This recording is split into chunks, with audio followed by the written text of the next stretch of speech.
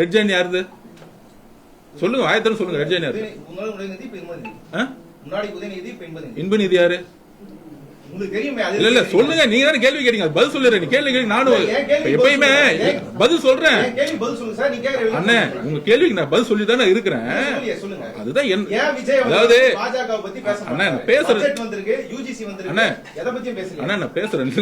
உங்க கேள்வி நானே பதில் சொல்றேன்.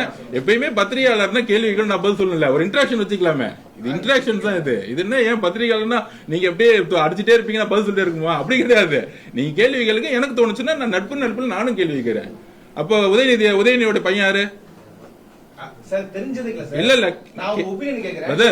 நான் என்ன நான் கேள்வி கேட்டு பதில் சொல்லுங்க. யாருன்னு கேட்டேன். இன்பநிதி யாருன்னு கேட்டேன். இன்பநிதியோட தாத்தா யாரு? இல்லங்க நில்லுங்க, கேள்வி கேட்கறதுக்கு பதில் சொல்லுங்க. அது ஏன் முக ஸ்டாலின் சொல்றதுக்கு ஏன் பயப்படுறீங்க? சொல்லுங்க, கொஞ்சம் வாயத்தானே சொல்லுங்க.